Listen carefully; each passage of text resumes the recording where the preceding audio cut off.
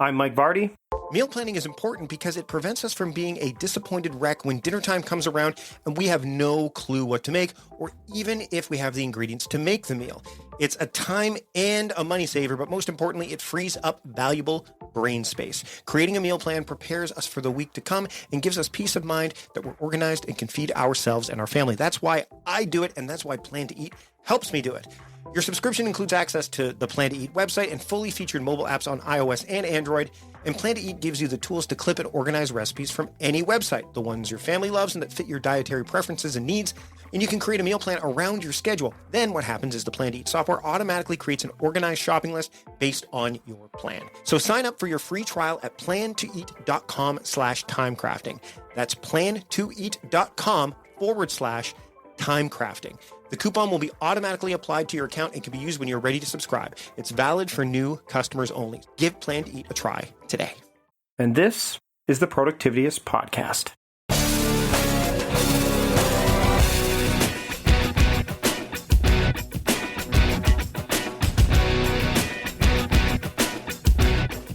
This week on the podcast, I had the pleasure of speaking with Wendy Sachs. She is the author of Fearless and Free: How Smart Women Pivot and Relaunch Their Careers, and she's a master of the career pivot. We talked about a lot of great stuff, but she's got an amazing background. She's an Emmy-award winning TV news producer. She's worked at Dateline NBC, Fox, CNN. She's also worked at Capitol Hill as a press secretary, a public relations executive, a CNN contributor, content strategist, and the editor-in-chief of care.com. And she's also been the on-air spokesperson for TripAdvisor, which is kind of cool. She's spoken in plenty of different situations and on stage, and she's also contributed to many articles about work life to several publications, CNN, the New York Times, USA Weekend, Huffington Post, and she's appeared on dozens of television shows. She knows her stuff, and I wanted to bring her knowledge to you today. So here is my conversation with Wendy Sachs here on the Productivityist Podcast. I'd like to welcome Wendy Sachs to the Productivityist Podcast. Wendy, thanks for joining me today.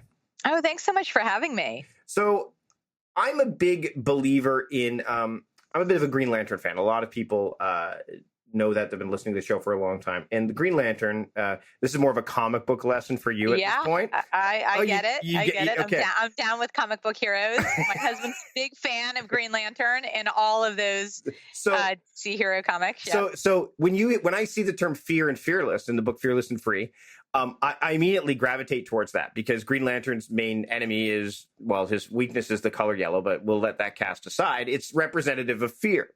So I want to dive into fear during our conversation today. And the podcast, the book is called Fearless and Free: How Smart Women Pivot and Relaunch Their Careers. I want to dive into the element of fear right away. And what is the when women or anyone really, when they're feeling fearful, how does that impact, a wide variety of just their lives on the whole, in terms of not just the careers, but it kind of infests everything, especially if they're in some place that they're not happy and fear is keeping them there, right? Sure. I think really fear comes down to inertia, right? So women are much more hesitant to take some sort of action. And that we see that in not only in their careers and their professional lives, but also in their personal lives. When things aren't working out for them personally in a relationship, with a spouse, with a partner, or just dating, that sort of fear of being alone, fear of getting divorced, fear of never getting married, whatever that may be, that fear often holds us back. I don't necessarily know if that's so much of a gender thing, but we do see, studies really do show, though, that women are much more less likely to take risks than men are, because we want to be perfect, right? We want to get it right. And so we're afraid of failing. We're afraid of taking chances that may put us into uncomfortable places and that we can't control and that are unknown to us. And that is what I think really precipitates that kind of fear. It's interesting, as we're having this conversation, my wife has just transitioned. Not necessarily what she does, but where she does it. And I think that so she's an acupuncturist, and she's just moved on from her 13-year, I think it's about 13 years, where she stayed at one clinic, where drawing a salary, which is very rare in the acupuncture space, to now running her own clinic. And what you're saying, we saw it firsthand, and I think like she saw it happening. She's like, I don't understand why I'm being so hesitant. Like, Mike, you jumped from Costco you went from manager at Costco to door greeter at Costco, and dropped you didn't bat an eyelash when you did that. Sure, you mitigated the risk a bit, but you were like, I'm moving on, and I've done that countless times. Right. But she had a real struggle with that. And it part of it was monetary, right? Because I mean, sure. And when I'm running my own business and, paycheck, it's really paycheck to paycheck, but it's sure. like you don't know what's coming in a business that I run, where she had the solid income. But it wasn't just that. It was the security. It was the comfort, probably the comfortable surroundings, knowing what to expect every day when she shows up. Right. And the other thing is she was still doing what she loved to do, but but the thing was the environment. It's the environment. How does environment, when you're thinking about a pivot, when women are thinking about a pivot or a shift, how does the environment of where they currently are play a role into, where they, keeping them from moving on? Not just because there's that familiarity there, I guess, but why does that hold people back in general? Like, it was a very interesting thing to watch, because she loves this thing, but I watched her love for the thing she does diminish because of where she was at. Sure. Well, I think there's a few different things that are happening. I mean, women, we thrive in environments where we have friends, where we have a tribe of others, where we feel supported, and where we feel good at what we're doing and have a certain sense of peace and comfort, I think, at where we're at. So I think if you're working at a company, you're in an organization that has all of those things for you, there's not a fear of the unknown. You like the people you're working with, things are going relatively smoothly, but maybe you're realizing you really should move on, and maybe there's not a lot of more growth that you're seeing where you are, or frankly, you're getting a little bored. But with that can sometimes come a little laziness, because I don't really know what's on the other side. And what if I leave and I don't like that job? Or what if I'm really not cut out for doing this other job? What if I don't like the people there, or I have a bad boss? So we start really ruminating about all of the unknown and all of the other things that could be happening. And we could be a little bit unsure if we should make a move, thinking, it's pretty good with what I've got. I'll just stay put. All is okay. I'll ride it out. My kids are young. Maybe I want to stay under the radar a little bit and I don't want to amp it up. There's a whole bunch of reasons of why people don't take action. It's much harder to actually take action. I think when you get into a place where things are terrible and you're really stressed out, or you get fired, well, that's the other extreme. So that's where, you have to actually make a move. It's being forced upon you. And I think maybe you see the downside of failure maybe isn't so great if you really don't have much further to fall. So you're more likely to take that risk. It's almost like, sink or swim here. So if things are just relatively good, it could be harder to really try to make a move and push out. Do women, in your experience, do they sabotage current situations to move on to something new? I mean, I know I did that. I know at Costco, I basically started to tank at my job so that it kind of, I had that pain of like, I'm not doing so well. Why am I not doing so well? Why am I tanking? Oh, it's because I want to get the heck out of here. Like, do you see that happening as well? Well, I think that's certainly a personality, case by case. I wouldn't, say like across the gender.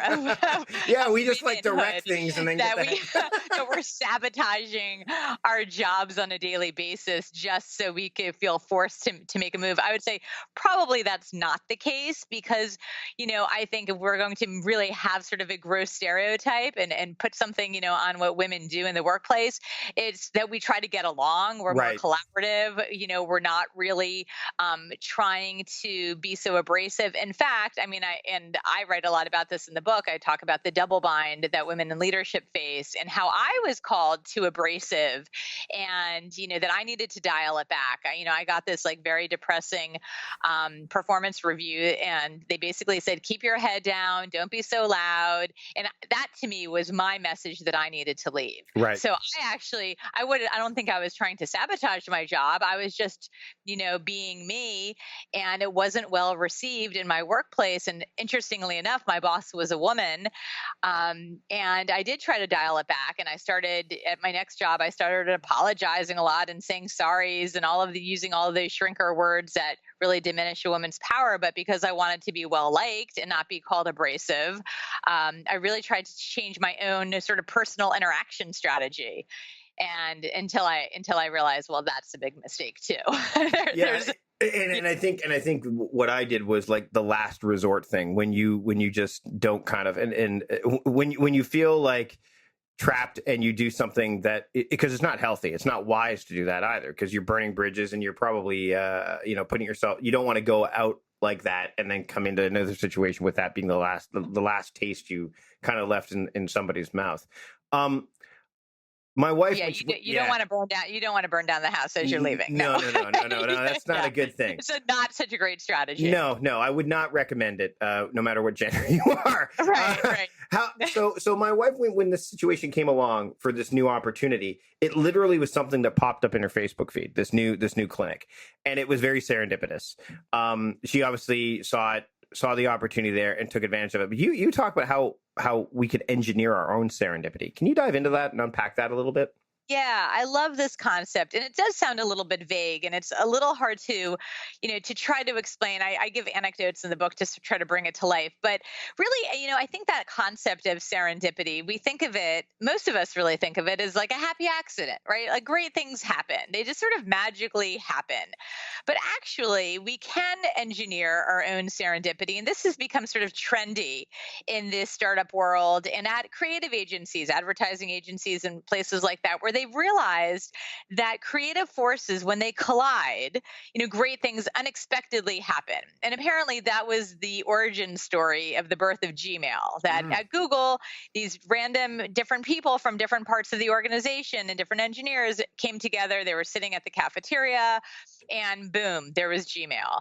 And that's the concept is sort of like putting yourself into places where great things can happen. But you have to actually, and going back to your wife's story, I don't know the full story of her going out on her own, but she has obviously laid the groundwork, right? 13 years of working as an acupuncturist, for a clinic, not for herself. She has mastered acupuncture, right? So she's ready to rock and roll on her own. And, then suddenly, I guess you're saying before, she sees an acupuncture center pop up on her Facebook. And is that when she actually decides to take the initiative and say, I'm ready, I'm going for this on my own? Was that her aha? Well, and it wasn't just the clinic. I mean, it was interesting. She's run her own practice before and all that stuff. So she was quite happy to be in the salaried role for a long period of time. But what was interesting is it wasn't just an acupuncture center that popped up. It was an like an overall clinic looking for an acupuncturist. It wasn't even like just, it was literally like, she like grabbing her by the shoulders going, hey, you, this thing you're looking for. And I mean, obviously she had to investigate, but as she dug deep, like that was the trigger moment, for lack of a better term.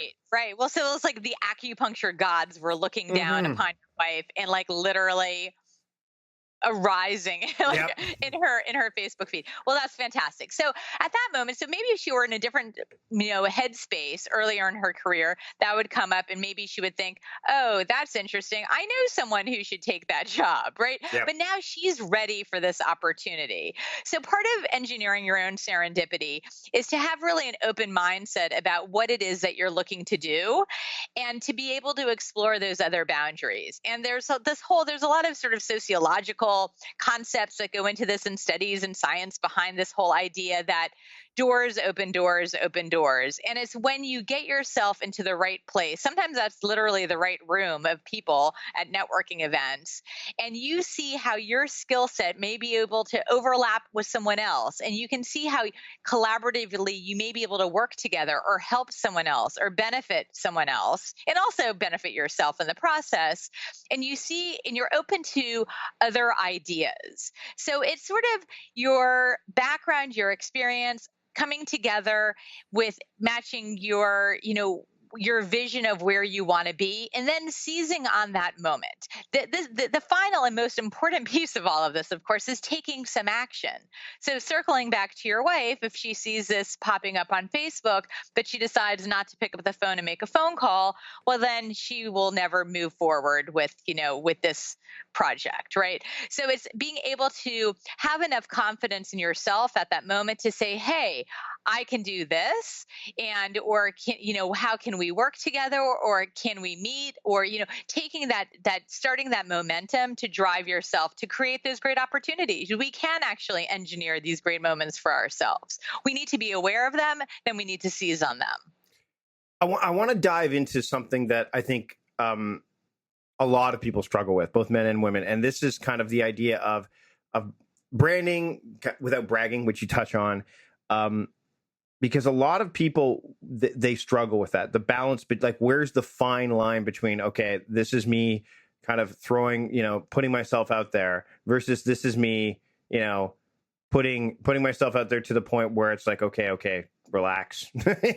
We get what you're doing, right? And we know you do it well. Where's that? How do you do that? Because I think what happens is a lot of people are afraid even to brand or to put themselves out there because, and I think everybody comes across this, where the higher you climb, in your career ladder or, in prestige, the more that the more that imposter syndrome can kind of rear its ugly head, because we're human beings, right? So you feel like, okay, am I really all that in a bag of chips, for lack of a better term? Right. That's a Canadianism. I love that That's term. a Canadianism right there, I think. I love that Canadianism. So how does I usually end at all of that, but I'm going to throw in that bag of chips. Well, we have different types of chips here, like ketchup chips, poutine chips. It's like there's so many different types of chips. So how do you dive? Like, how do you? Artisanal chips, right? So let's talk about that a little bit. Yeah, now you're going to go get a bag of chips when you're down here. Absolutely. As I work out my own imposter syndrome. So here's the thing. I do think that we probably have a gender divide when it comes to that professional branding of ourselves, because it does seem, and this is not just my own opinion, I mean, from studies, we see this too. Men will raise their hands for jobs, when they're not even not meeting all the criteria. There's this very famous study that came out from Hewlett-Packard. Men will apply for a job if they meet 60% of the criteria. Women will only apply for that job if they meet 100% of the criteria. So why is that, right? So that comes down to confidence and how we feel about ourselves, and then we're going to push out and we're going to go for something. So how I would relate that to even this sort of branding space is that women do not like to boast about themselves in the same way that many men in the workplace will. I was actually just having this experience. I was in Washington, D.C., talking to 50 female attorneys, almost all of whom had worked either at the White House or the Department of Justice under Obama. So all of these women are unemployed. And they literally 3 months have been out of a job. And they were talking about writing their resumes. They knew their time was up after the election, and they were putting their resumes together. And they were saying the guys at the Justice Department, you would have thought that they were running the Justice Department from the way you described what it was they did. So now this is actually their own branding, right? Your resume is your brand. You're putting yourself out there. I mean, maybe it's not a post on Twitter or on Instagram or on Facebook, but for all intents and purposes, your resume is your professional branding, right? Right. Sheet of paper.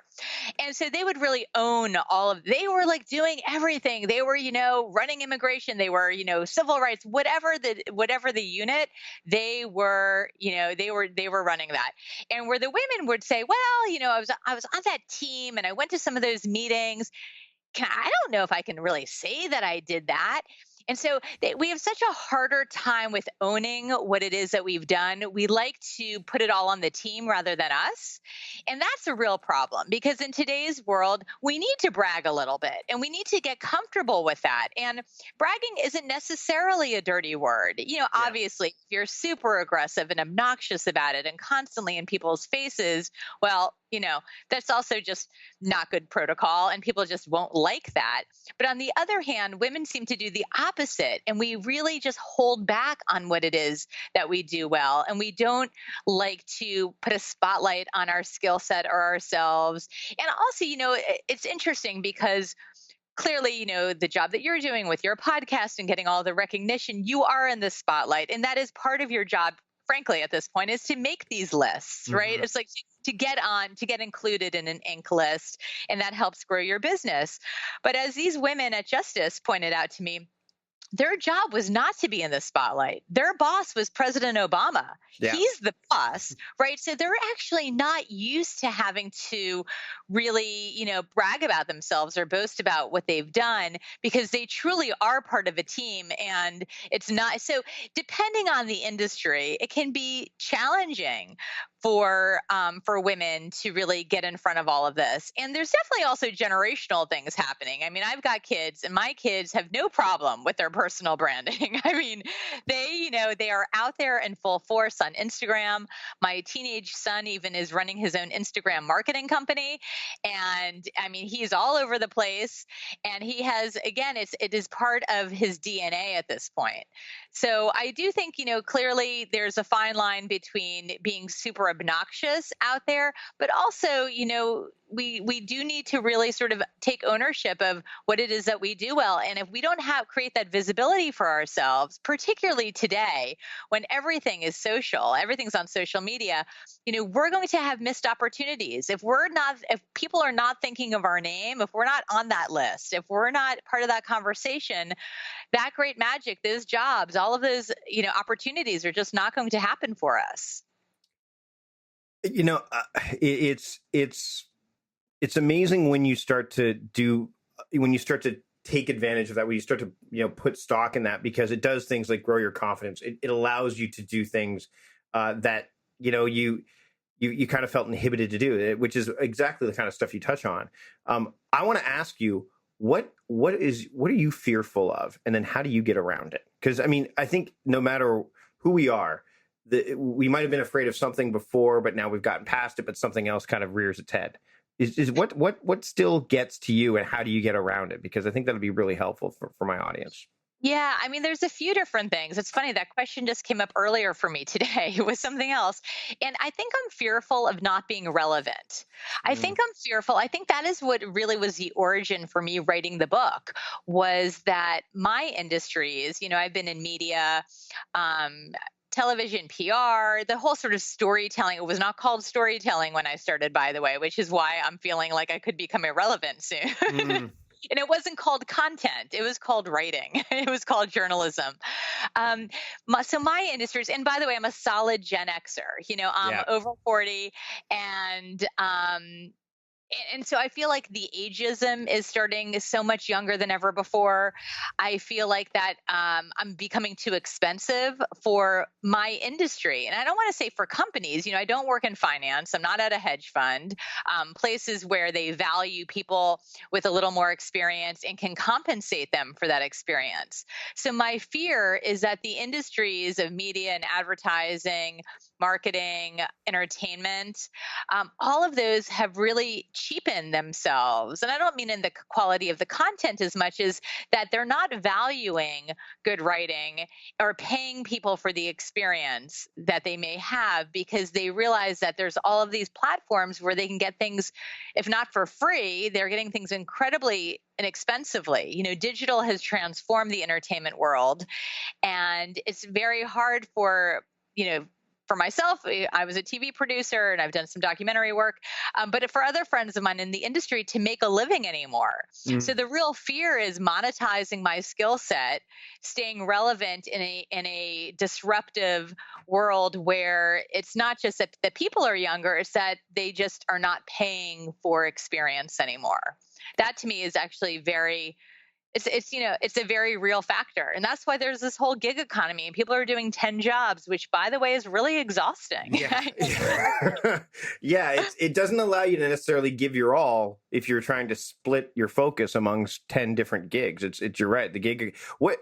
How do you, as we get closer to wrapping up, how the big golden question. So if a woman is looking to pivot in their careers, we kind of touched on what my wife's doing to a point. She's not really pivoting careers. She just was transferring her skills from one location really to another that's going to hopefully, she hasn't really gotten into it yet as we're recording this, but we'll see. By the time this episode comes out, I'll be able to say, yep, it worked, or nope, you know what? She's a success. Yeah, exactly. Yeah. How, if you were to give one piece of advice to a woman who wants to pivot in their career but doesn't know where to start, what's the first thing you would tell them to do? Do something today. It really, truly is about taking some action. And so for someone, for some people that could be, they need to write their resume again. They need to start from scratch. They need to make a first phone call to someone. They need to go to a networking event that day. They need to do something. It's taking some action, wherever you need to be, whether, that is, meeting a former colleague and reconnecting, or truly like figuring out what that summary is going to be on your LinkedIn page, but do something. Because, action sort of starts the momentum. Mm-hmm. And, so much of it is truly just being paralyzed by inertia. And that's how we started, basically saying, what does fear do? Well, to me, it creates inertia. So get over that. And then the more you do and the better you get at it, you start mastering it. And that is starting to build your confidence. And it's sort of even what you said before, is you've been doing this, right? So now you're feeling really confident in your podcast and the other things you're doing in your career now, because you're reaching that point of mastery. I mean, that's Malcolm Gladwell. But that's where confidence comes from. The more you do, the more you do. So for the woman who's trying to make her first move and trying to pivot, just start somewhere and every day do something. Make it become part of your routine. And then the more you do, you will become more confident even in the journey of it all. And that's really important. Wendy, you've done a lot in your life, and taking the time to stop by on the podcast has been great. I mean, chase tornadoes, jumping out of airplanes. We could talk about all that stuff, but we got a bonus episode. We're going to talk about owning your story here in a little bit for those people who are Patreon supporters. But I want people to go out and pick up your books. It's not. I mean, obviously you have the your first book, How She Really Does It: Secrets of Successful Stay-at-Work Moms. And then Fearless and Free, How Smart Women Pivot and Relaunch Their Careers. Where can people find your work online and connect with you if they want to keep moving forward with these kind of being fearless, being free, and learning how they can pivot and get past that inertia that fear brings along? Sure. You can find me at wendysachs.com. You can find me, you can find the book. Really, it should be in any bookstore right now. If it's not in your bookstore, find it on Amazon.com or BarnesandNoble.com. And, you can reach out to me on my website also. I respond to every email, every note. Ping me on LinkedIn. I'm happy to respond too. Awesome. And I really enjoyed this, Mike. Thank you so much. Thanks for joining me today, Wendy. Thank you for having me. Big thanks to Wendy Sachs for joining me today on the show. You can look at everything we discussed in the show notes. And if you want to pick up her book, Fearless and Free, I highly recommend it. It's available. All fine books are sold both online and off. But if you want to make it easier and more efficient, probably Amazon's the way to go. Big thanks to John Polstra for producing this episode and the bonus episode featuring Wendy Sachs, which you will find as a Patreon supporter, a patron of this fine show. Head over to patreon.com/productivityist to learn more about that, see how you can contribute and get that bonus content, including being a part of our exclusive Slack community. And there's tons of other perks there. So check it out, patreon.com/productivityist. That's it for this week's episode. Thanks to all of you for listening. And until next time, this is Mike Vardy of Productivityist reminding you to stop guessing and start going.